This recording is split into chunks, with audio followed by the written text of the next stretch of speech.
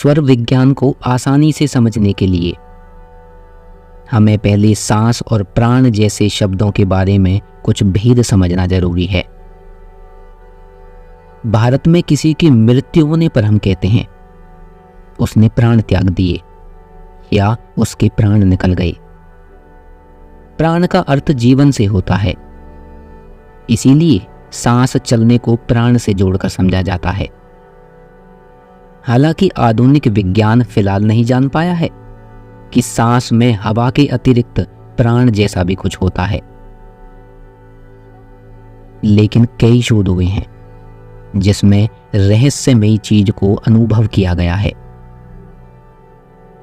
German के मशहूर doctor of medicine और मनोवैज्ञानिक विल्हम रेख, उनके शोध के अनुसार हम सांस में सिर्फ हवा ही नहीं लेते।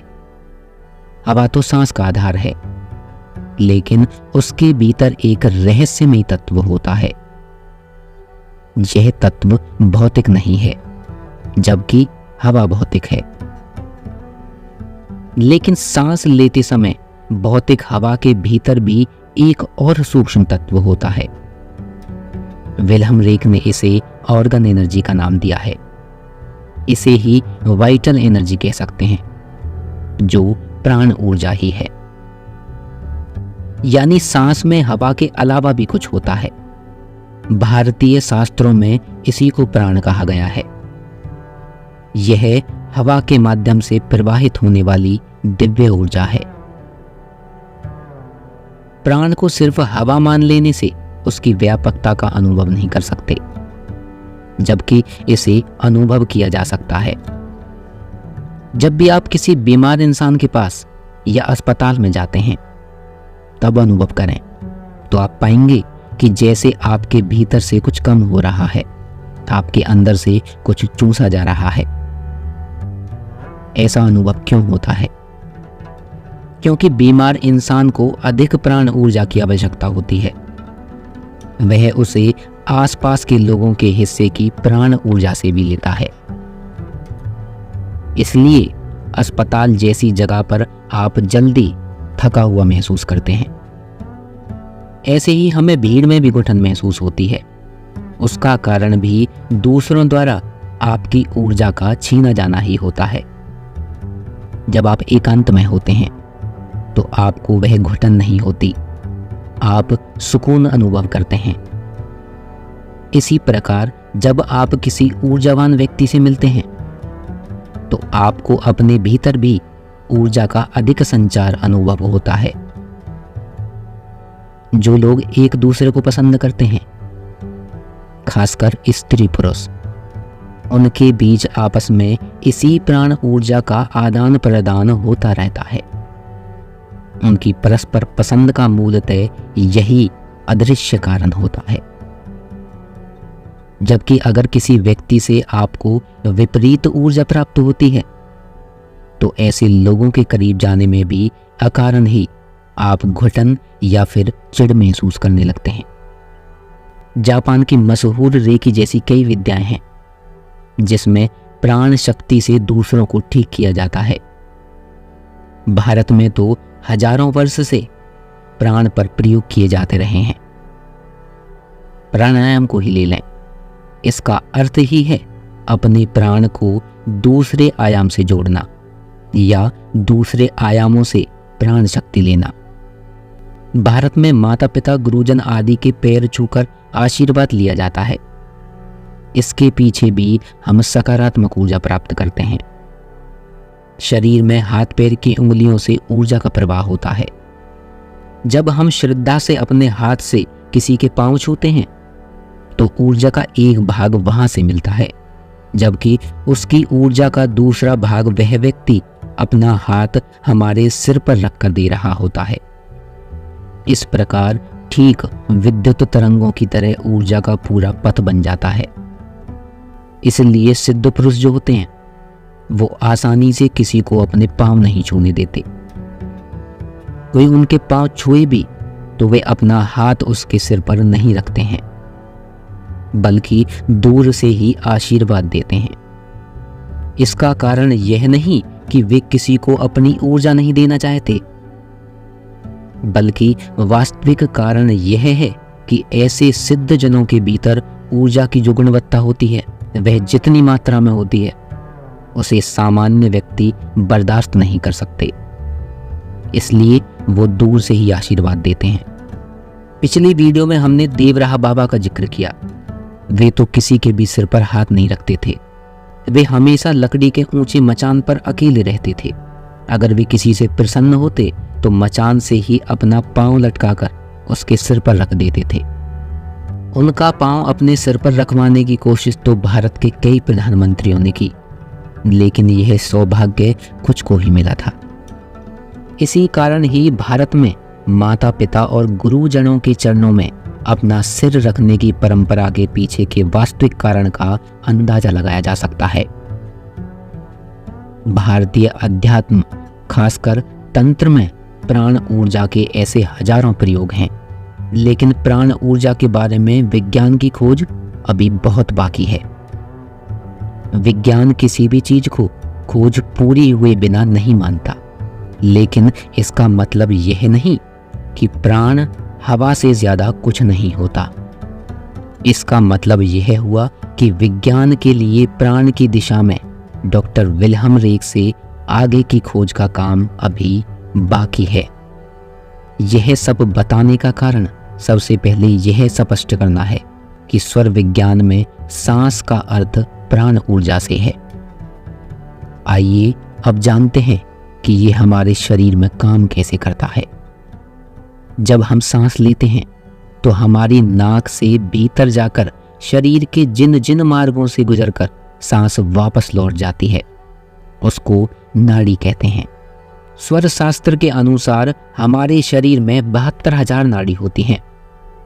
यह नस या नर्व नहीं होती, बल्कि यह हमारे शरीर में प्राण वायु को संचालित करने का मार्ग होती हैं।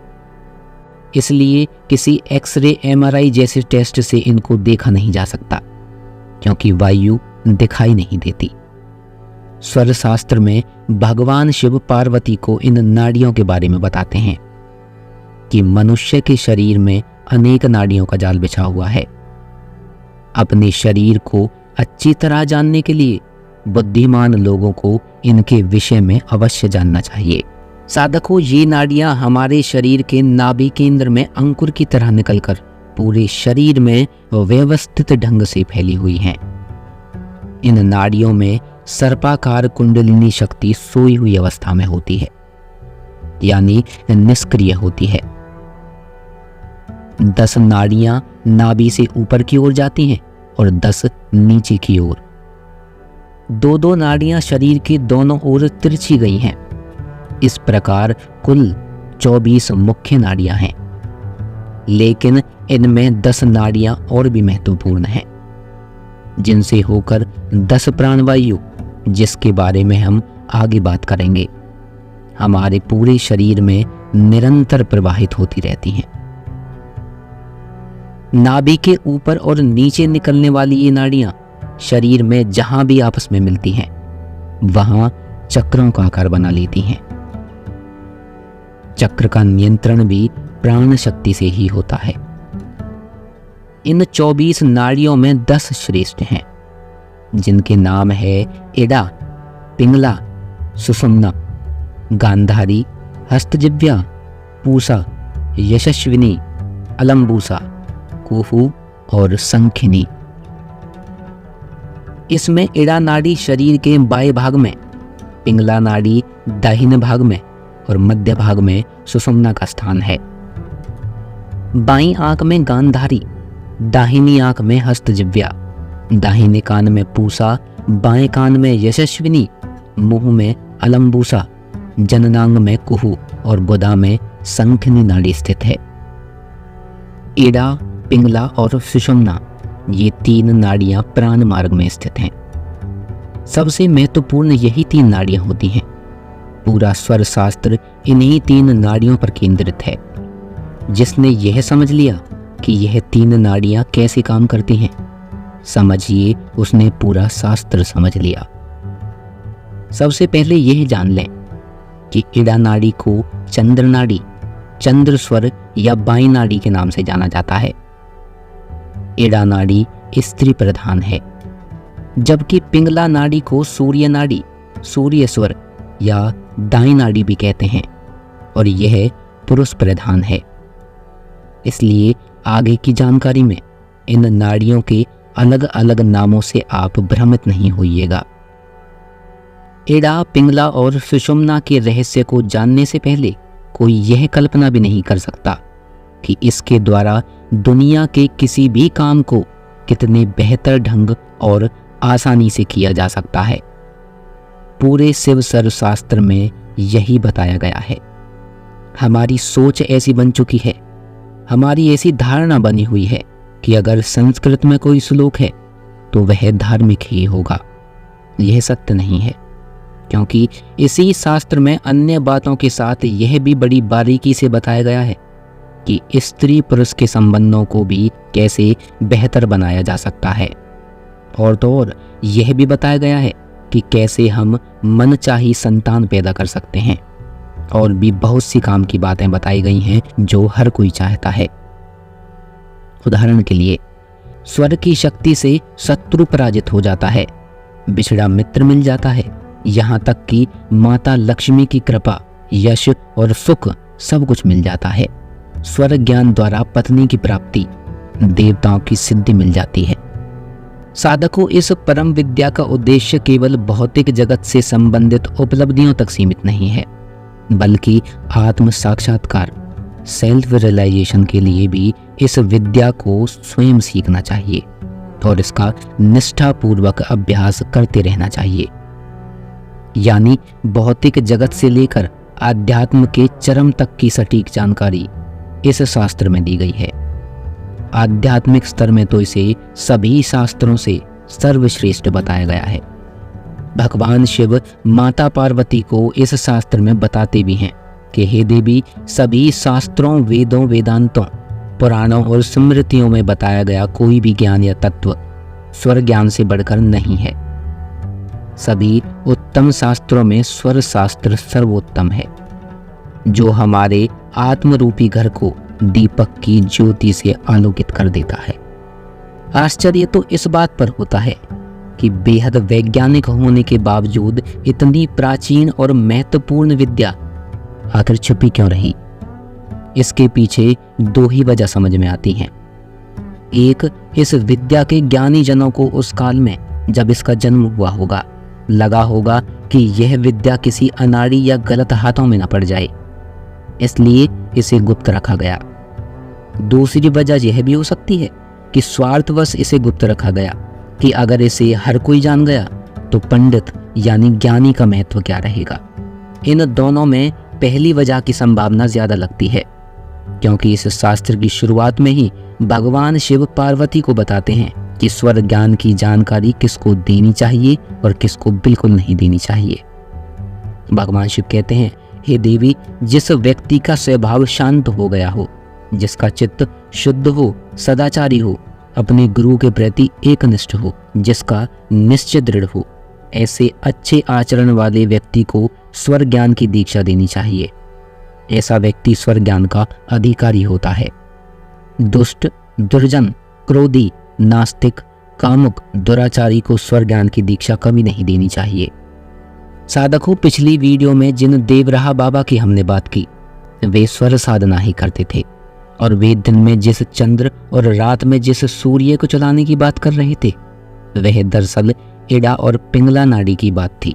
इड़ा नाड़ी को चंद्र और पिंगला को सूर्य कहते हैं, क्योंकि इड़ा नाड़ी का सीधा संबंध चंद्रमा से और पिंगला नाड़ी का सीधा संबंध सूर्य से है। सूर्य और चंद्रमा कैसे इन नाड़ियों के माध्यम से हमारे शरीर और जीवन पर प्रभाव डालते हैं, ये हम आगे बात करेंगे। देखिए, हम जब सांस लेते हैं तो एक वक्त में हमारी एक ही नासिका अधिक खुली होती है और हम उसी से ज्यादा सांस लेते हैं। प्रत्येक 1 घंटे के बाद दूसरी नासिका चलने लगती है, हम उससे सांस लेने लगते हैं। बाईं नासिका चलने पर वह इड़ा नाड़ी का चलना कहलाता है। दाईं नासिका के चलने को पिंगला नाड़ी कहते हैं। दोनों नासिकाओं के आपस में बदलने का क्रम सदैव चलता रहता है। जब एड़ा बंद होकर पिंगला या पिंगला बंद होकर एड़ा चलने को होती है तो उसके बीच में कोई 4 मिनट के लिए हमारी दोनों नासिकाओं से सांस चलती है। जब ऐसा होता है यानी दोनों नासिकाओं से सांस आ जा रही होती है तो उसे सुषुम्ना नाड़ी कहते हैं। इसे संधि काल भी कहते हैं। स्वर शास्त्र के अनुसार नाक के छिद्र से ग्रहण की जाने वाली सांस ही जीव का प्राण है। सांस को ही स्वर कहा जाता है। यह बड़े ही नियमबद्ध तरीके से होता है। इसके ज्ञान मात्र से ही व्यक्ति को अनेक लाभ होने लगते हैं और इसके लिए आपको कोई कठिन गणित, साधना, यंत्र, जाप, उपवास या कठिन तपस्या की कोई आवश्यकता नहीं होती। आपको केवल सांस की गति एवं दिशा की स्थिति ज्ञात करने का अभ्यास मात्र करना है। यह विद्या इतनी सरल है कि अगर थोड़ी लगन एवं आस्था से इसका अध्ययन या अभ्यास किया जाए तो जीवन के अंत के बाद तक भी इसके लाभ ही लाभ हैं। इसे करने के लिए फूल, धूप, बत्ती आदि की भी कोई जरूरत नहीं होती। बहुत से ऐसे काम होते हैं जिन्हें आप एक साथ नहीं कर सकते।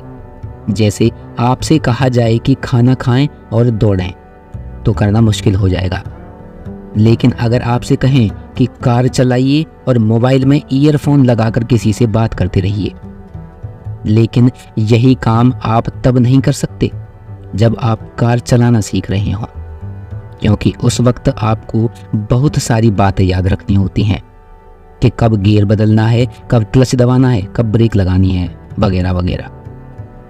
इसी तरह स्वर विद्या के अभ्यास में शुरू में तो आपको ध्यान देना होता है, लेकिन कुछ ही दिनों के अभ्यास के बाद आप कोई भी कार्य करते करते स्वर का अभ्यास भी करते रह सकते हैं।